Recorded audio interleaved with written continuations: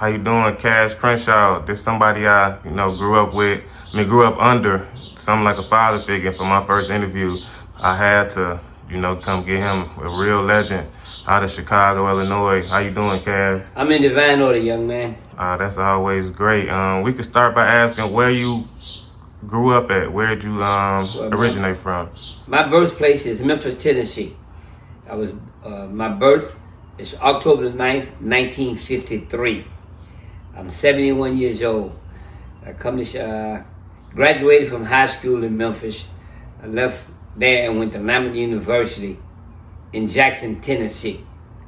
I come to Chicago like I was 19 to live. 18 to 19 to live. In the meantime, during my young days, 10, 11 years old, I come to Chicago on the west side, 16th and Central Park, to visit my brother. My brother he had a shoe shine shop on Roosevelt and Springfield, and he brought me up to run that for him. And I was like 13 or 14 years old running his shoe shine shop.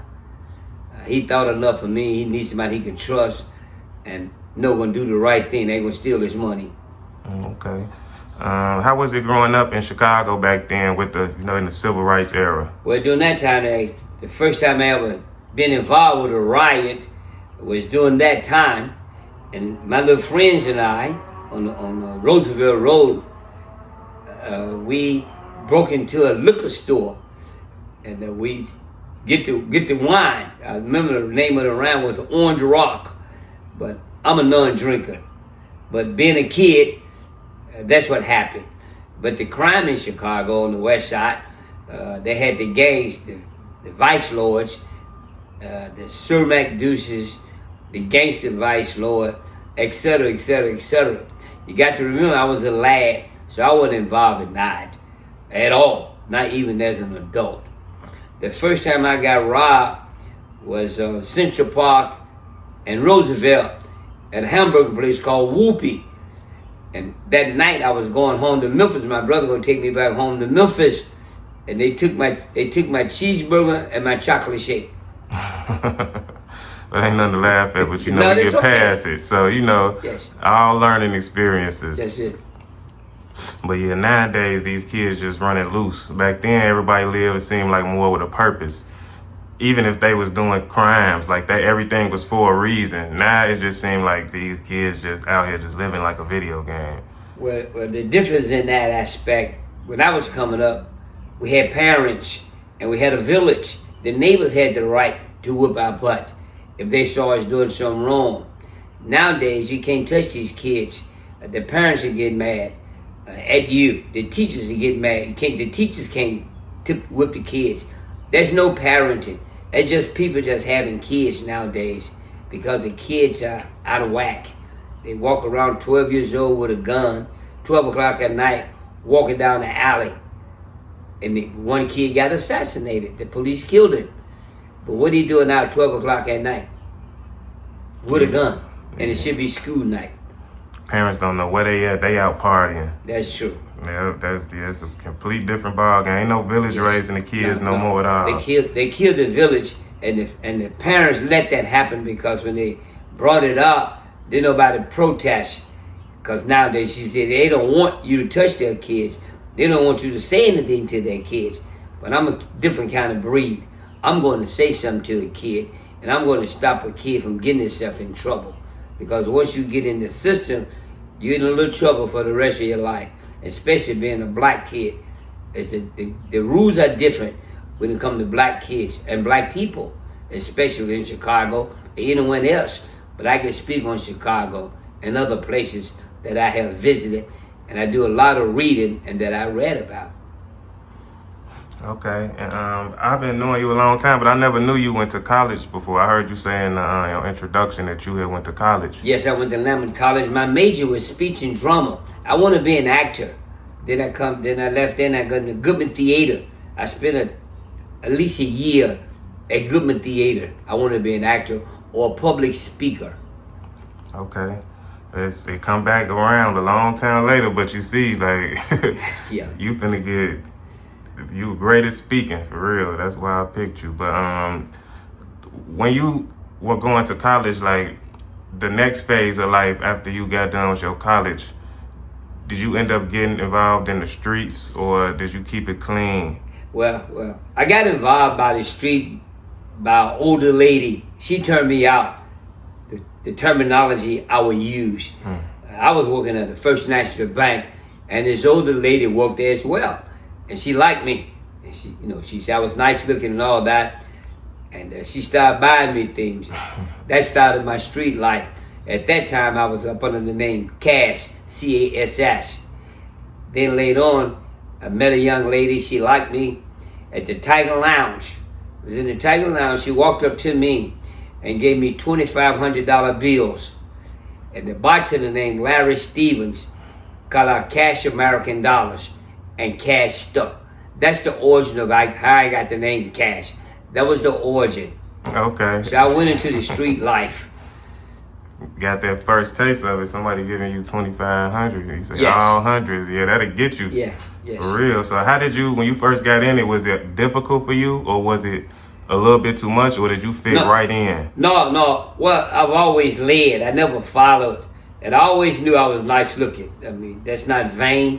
That's just the truth. That's not arrogant. That's just confidence in facts. And I already knew the older lady that turned me out, told me don't do nothing for free. And that stuck in my head. Yeah, that's great advice. So after you got with her, how long did you stick out with her for? Well, she was a married lady, but I dated her for like 3 years. She worked at the bank as well for 3 years, and I got my feet wet into the game, and I had friends that was in the game. And during that time, I had long blonde hair.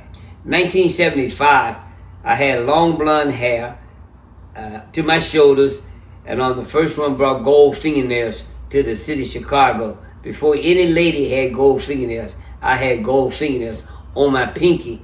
I wore each one on my pinky, and I had diamonds in them. Then later on, I progressed, and I would have had me a diamond fingernail made up, 1 carat diamonds, all diamond. And my jeweler told me, only you, Cash, because I wouldn't do this for anyone else. I would only do it for you. Okay, I know you walking around like that, especially back then. I know you was known. Everybody knew who you was. So Yes. when did you get into your next girl? And when your next girl that you end up getting with, was she already in the game or was she a turnout? Well, I've turned, not proud to say, but not shameful either.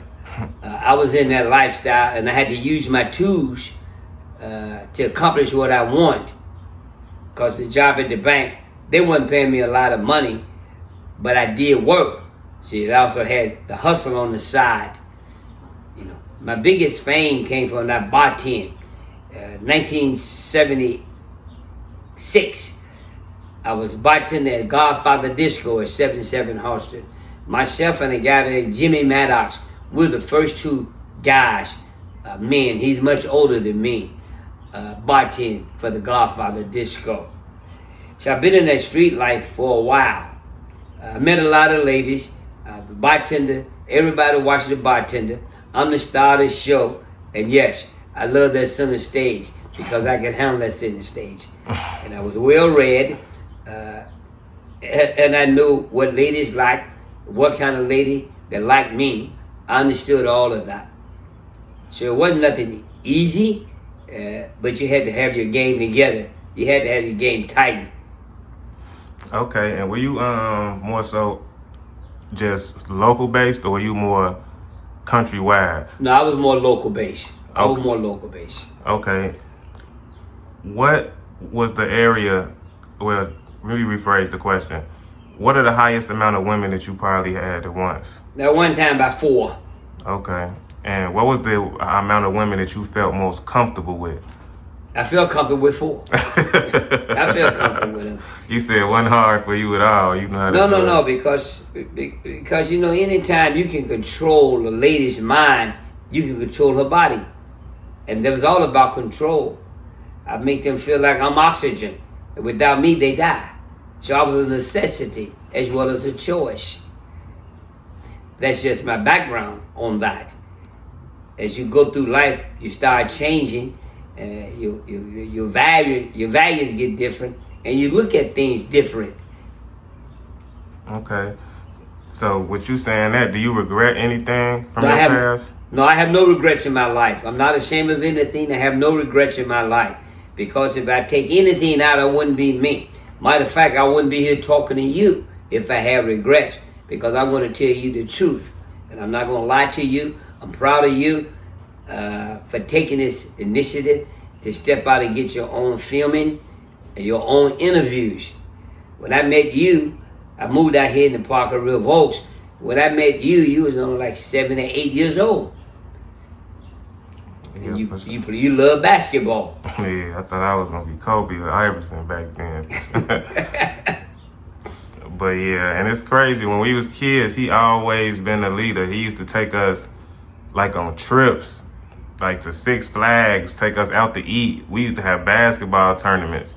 You know what I'm saying? So like everything he's saying is 100% true. And we live in a big building, a big complex, and he was the only man over here that took the time out for the youth. So I forever appreciate him for that, for the rest of my life. Well, during that time, when I moved out here, I ran a basketball tournament because I was a official referee, MOA, Metropolitan Official Association, which is Association for the Referees. I did high school, I did semi-pro football. High school, I did basketball, I did baseball, and I did girls softball. So I was involved in that. You see how the flip of the avenues have changed? I went from the street life into being a light in the neighborhood for the community. And when I gave them, when they do good, I buy them trophies. I buy them gold medals. Like the Olympics, we had a banquet for them, Outback restaurant, and Continental Pancake House used to donate breakfast to them and their family, the players and their families, as well as Outback would donate a dinner for them. So they a good bunch of good kids. Matthew was a good kid. I'm not saying that just because he's interviewing me, but Matthew and Sean and four of the others, Moni. Few of the others, Joel. I had one kid that went to college and was the freshman of the year, Minnesota Gophers. Bradley, yes. Yeah. Bradley Vance. He could have wrote his own ticket to pro. And I like to think that I had influence in all of them coming up as young kids. You did. You only got to think. You most definitely influenced us. So we had one guy that would play for the Gary Steelheads, pro ball. Chris Alexander was his name. He was 7 feet tall, about 18 years old. So I had an input in all of that. And okay, I just got a few more questions involving the game. Then I'm gonna ask you more so about current events. Just a few questions about politics and the state of black men and women in America right now. No problem. But what was your favorite race? Or, no, I'm not going to say your favorite race. What do you think the race that you was easiest to deal with and make money with in the game? Black people. I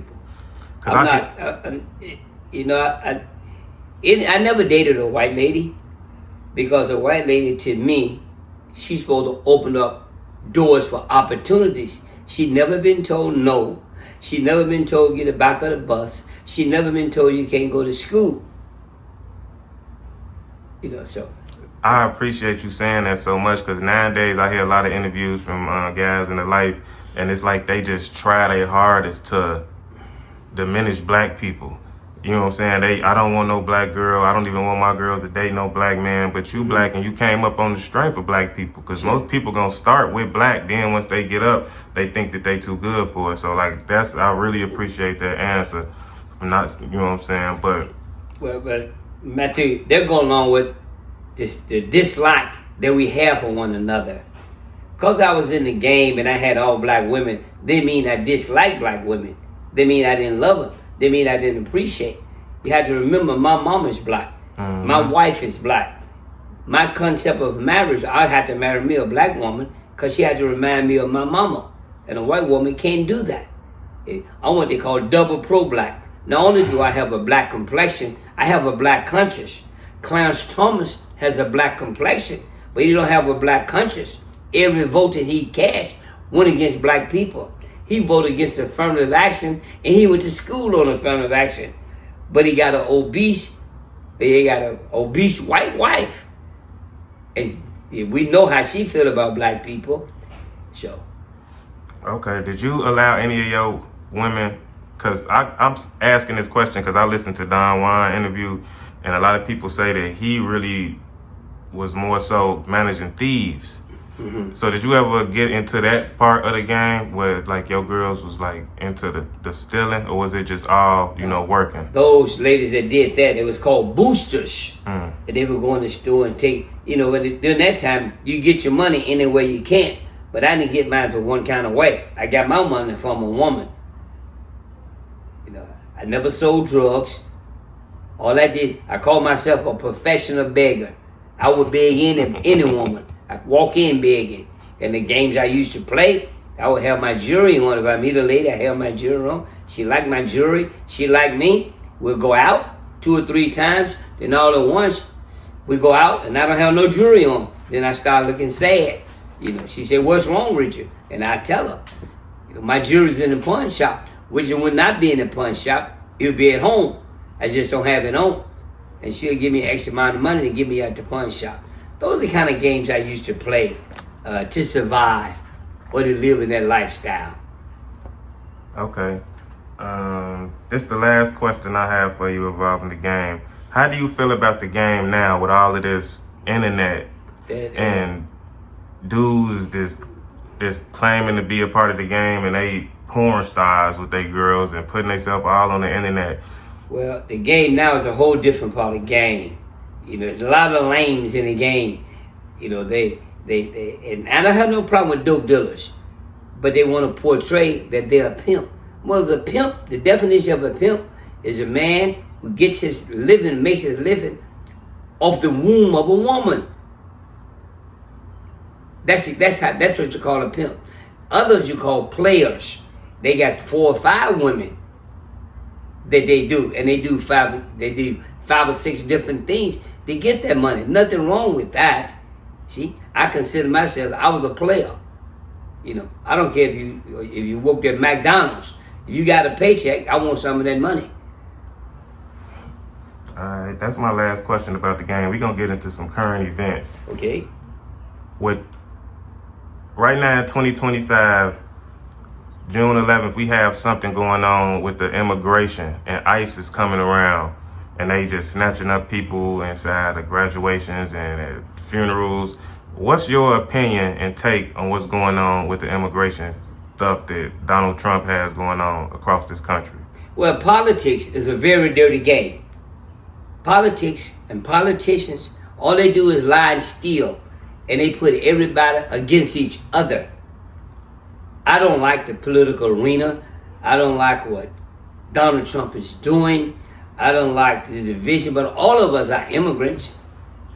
If you know your history. But that's the part nowadays that makes big news. Anything that make big news, people tune in and listen.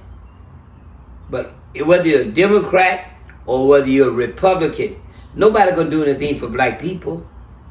All somebody did something of magnitude was Lyndon Johnson on the urging of Martin Luther King to sign the Voters' Rights Act. That was 1965. Yeah, that's a long time ago. That's the last time somebody actually did something to make us. That's the last time somebody did something. But it just seemed like the country is in so much turmoil right now. Like you say, they turning everybody against each other. Mm-hmm. You got a whole bunch of white people that's going around rounding people up. But all I see is Hispanics getting mad at us and telling us that we need to be more on the front line and helping them. And I understand they fight, but we all, like you say, they just turning everybody against each other to keep the power. And that is true. And you have to remember that during slavery, wasn't no Hispanics helping us. They didn't come to our aid, but they did, from the slavery time, they did have some white people. They had a guy by the name of John Brown. He was a white guy. He was around that time that he spoke out and went to war and went to battle to help black slaves. You had white people laugh at the statue, the little black Sambo with the big red lips and the big bulging eyes, and people put the lantern in front of their yacht. Well, that was a message for the slaves. This is a getaway for you. This house that has that statue in front of it, he's going to help you. So you can stop there. You can go there and rest. You can hide. Those are messages, and most people don't know that. But until we start respecting each other, they will grow. We can't unite. Everybody can unite except black people. The last time I remember, the last two times I remember us uniting was 1983 when we come together for Harold Washington. And you got to remember, it's not enough black people in America to put nobody in office. We don't have enough votes if they went on that alone. So we had to have the crossover of white people to help support, help vote, and put us in office. But when it comes to finance, we spend more money than the country of Canada. We're consumers. But what do we own? Only thing we own in the black neighborhood is a barbecue house, a barber shop, a beauty shop, a lounge, and a church. Yeah, that's true. We don't own much. We don't know. We're consumers. Yeah. We spend our money with everybody. Look how the Vietnamese and the Asian people coming out of sin, they're taught that. They come into the black neighborhood and open up a business. But you can't get a black man to go to Chinatown and open up a Chinese restaurant. Nah, they won't even. But they can come in our neighborhood and open up anything. And the sad part is that we support them. Then we holler. Nobody have a gun to your head to make you go into their store. But you go to their neighborhood, you already know they're not going to let Chinese people or Vietnamese people or other ethnicities shop with us. They just not. Yeah, we most definitely need to focus on our community and coming together and spending money within our community before we take it anywhere else. That is true. Because we people act like black people broke, but we not. We make a lot of money, but we just don't know how to spend it. Like you said, we're consumers. We more so focused on looking rich than actually having it. That's right. And that's one of our main things. And another topic I want to ask you about is the state of black men and black women in America right now. It seems like we just in constant turmoil and nobody could really get along. It's man versus women. We blaming the women blaming the man. Do you think that we could ever get back to a stage like it was when you were coming up? It was, like I said, it was never perfect, but during your era, no, we'll never get back to that stage because it's all about design. If I keep you divided, you can never unite. And where there's numbers, there's strength. But if I keep you a pit against each other, then you'll never come together as a unit. You see how the immigrants come in? They get a home, about 7, 8 families living there. The government give them $600 and $700 worth of food stamps. They don't have a refrigerator to put it in. They don't have a place to sleep. We the last whatever of people, of race. But we don't do anything when we get in position to help each other. If Martin Luther King was my daddy, I'd be highly upset for my daddy to lose his life and look at the conditions we in. We're in the worst condition when King came along. Yeah. We're no better. We're not better off. We might have more people with money, but they're controlled. Because it's all about power. You know, divide and conquer. That's where they keep us. Yeah, for real. They gonna give a certain people the amount of money who they know they can control, and they seem like they get the worst ones the money to influence everybody else to think, yeah, I could do that too. And you're gonna end up in a penitentiary or in a it's all about control. Yeah, it's all about control. They got a place for you. They got jail waiting on you. You know, you play their game and you do what they say do. You try to stretch out on your own. It's the same thing like years ago they called it the numbers. They called it the policy. Well, they couldn't tax policy. They couldn't tax it. I remember So you they taught me found that the lottery started in Chicago. started in Chicago. Never knew that. Yeah, started in Chicago. The Policy Kings. They were the first bank for black people.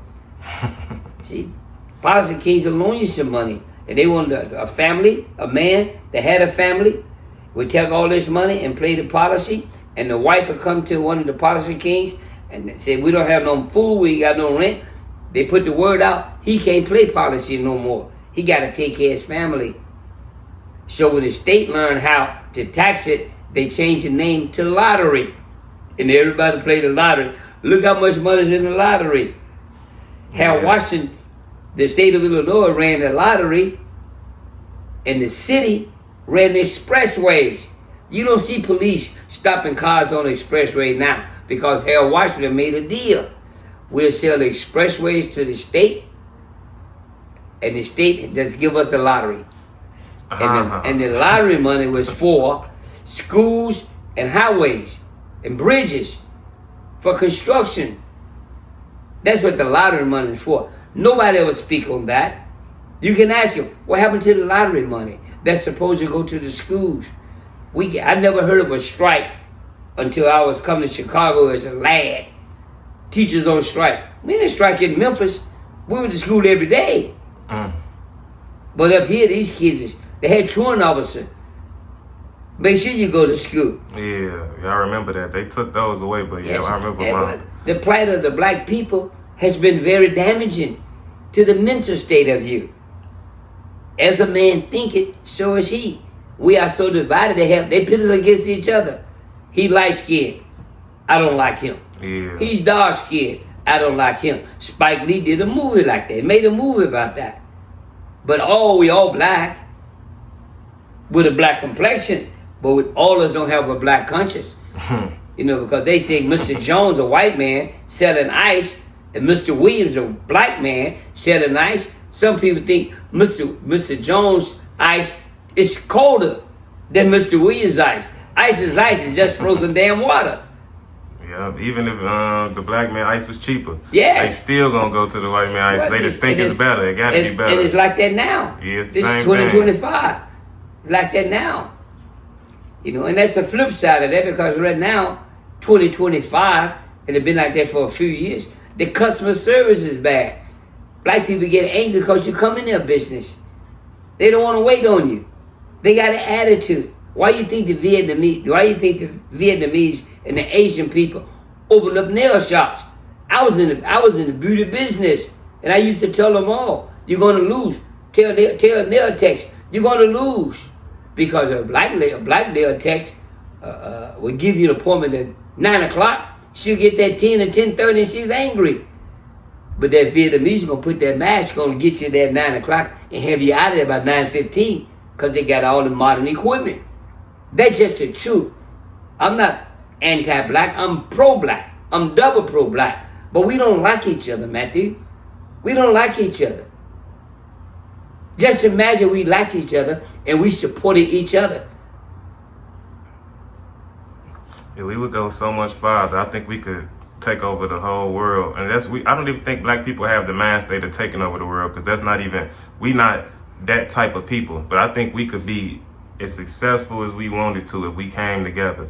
But I just think it's going to take something divine, like something real bad, like a war or something, that we are at the brink of collapse for us to finally start paying attention to what's really going on and to come together. And that's just maybe. We might get worse if something like that happens. That's a valid point. But you have to learn how to love each other.